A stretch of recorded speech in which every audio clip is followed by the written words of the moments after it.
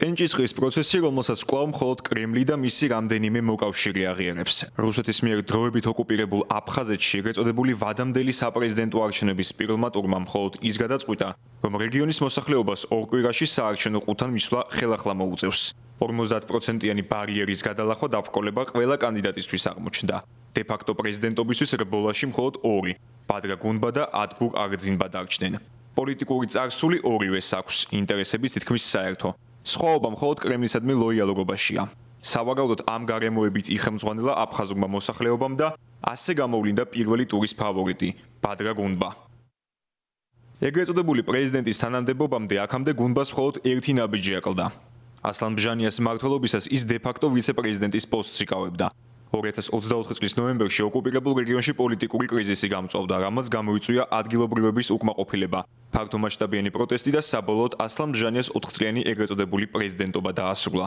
თუმცა როგორც აღმოჩნდა, არ დაუსრულებია მისი პოლიტიკური გუნდის ხელმძღვანელობა. თვითგამოცხადებულ რესპუბლიკაში გასული წლის ნოემბერში დაწყებული ვნებათა აღელვების მთავარმა ადრესატმა ეგრეთ წოდებულ საარჩევნო პროცესში ჩაბმა ბადრა გუნბას კანდიდატურის წარდგენით გადაწყვიტა.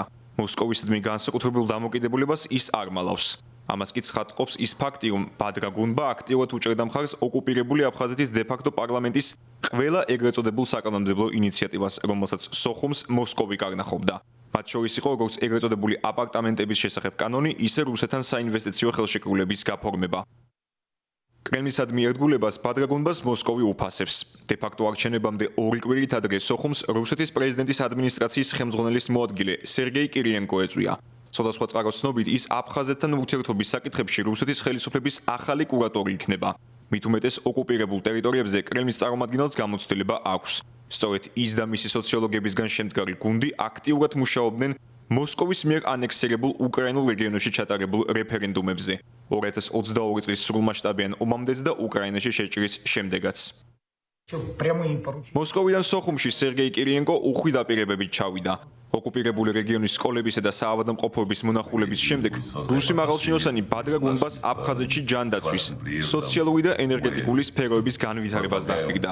აგრეთვე კრემლის ფულადის სახსრების განკარგვა მის თანამდებობრივ მოვალეობებში არ შედის, არც რუსეთში, არც მის ფარგლებს გარეთ. ოკუპირებულ აფხაზეთში ვიზიტისას სერგეი კირიენკოს არც სოხუმის ახლად აღდგენილი აეროპორტის მონახულება გამოგჩენია და არც ამ პროცესში ბადრა გუნბას როლზე საუბარი.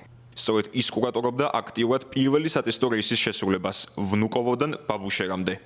Россия и Абхазия. Новые проекты на новом этапе отношений, который начнется после досрочных выборов главы республики 15 февраля.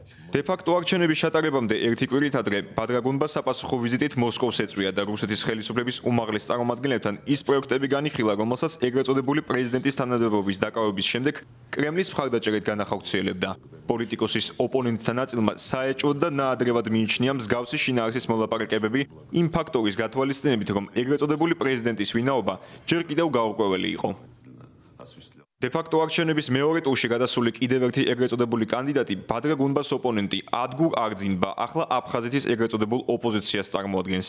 მანამდე კი ოკუპირებული რეგიონის დე-ფაქტო ეკონომიკის მინისტრი და თვითგამოცხადებული პრეზიდენტის რაულ ხაჯიმბას მთავრობის ვიცე-პრემიერი იყო.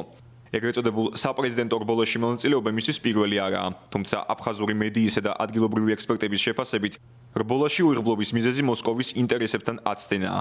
ადგურ აღძინბა მწვავედ აკრიტიკებდა როგორც ეგრეთ წოდებულ აპარტამენტების კანონს, ისე ბიჭვინთის სახელმწიფო აგარაკის რუსეთის დაცვის ფედერალური სამსახურისთვის გადაცემას, ენერგოსისტემის პრივატიზაციას, რუსეთ-აფხაზეთ შორის საინვესტიციო შეთანხმების გაფორმებასა და დენის ტარიფის ზრდას. აღძინბას თქმით, ამ კანონებით მხოლოდ მსხვილი ბიზნესის წარმომადგენლები, მათ შორის რუსული პასპორტების მფლობელი ქართველი ოლიგარქები მიიღებენ სარგებელს. მასვე ეკუთვნის ინიციატივა კორუფციაში ჩართული მოხელეების წინააღმდეგ სისხლის სამართლის საქმეების აღზრდასთან დაკავშირებით. მიუხედავად მსგავსი პოზიციისა, ადგურ აღძინბას მოსკოვისადმი სიმპათიები პოლიტიკურ განცხადებებში მაინც აშკარად ვლინდება. კრემლი მას სოხუმის ერთადერთ რეალურ და ნამდვილ მეგობრად მიაჩნია, თუმცა მხოლოდ იმ შემთხვევაში, თუ რუსეთიც აფხაზეთის მოსახლეობის ინტერესებს დააყენებს წინ. ეკონომიკურ დანაშაულთან ბრძოლა და საერთაშორისო კავშირების გაძლიერება რჩება ადგურ აღძინბას ერთ-ერთ მთავარ დაპირებად, თუმცა უცნობია, ვინ მოიაზრება საერთაშორისო კავშირებში, იმ რეგიონისთვის, რომელსაც მთელი ცივილიზებული სამყარო საქართველოს განუყოფელ ნაწილად მიიჩნევს. ფაქტს ადასტურებს ის გარემოებაც, რომ დასავლურმა სახელმწიფოებმა ოკუპირებულ აფხაზეთში 15 თებერვალს გამართული ეგრეთ წოდებული საპრეზიდენტო არჩევნები ერთხმად დაგმეს. ეგრეთ წოდებული კენჭისყრის პროცესი თბილისიდან აფხაზეთის უმაღლესი საბჭოს თავმჯდომარის პირველმა მოადგილემ თამაზ ხუბუამ შეაფასა. მისი თქმით, ეგრეთ წოდებულ არჩევნებში გაიმარჯვებს ის, ვინც კრემლის სატელიტია და ყველაფერს გააკეთებს, რასაც მოსკოვი უბრძანებს. ეს ადამიანები არიან რუსეთის და კრემლთან ასე ვთქვათ გარიგებაში შესული ადამიანები. ჩვენ არ უნდა დაგვავიწყდეს იგივე გუმბას, იგივე არძიმბას, იგივე ბარციცის განცხადებები, რომ ისინი მზად არიან აი ინვესტიციაზე და აპარტამენტებზე ცნობილი დადგენილების განხილვა, რომელიც მოხსნილი იყო ეგრეთ წოდებული აფხაზეთის პარლამენტის დღის წესრიგიდან, რომ ისევ დაუბრუნდნენ და იმუშაონ ამ საკითხებზე. ეგრეთ წოდებული პრეზიდენტის ვინაობა საბოლოოდ პირველ მარტს გაირკვევა. იქნება ეს ბადრაგუნბა თუ ადგურარძინბა. ამას ოკუპირებული რეგიონის მოსახლეობაზე მეტად სავარაუდოდ მოსკოვისადმი ერთგულების საზომი გადაწყვეტს.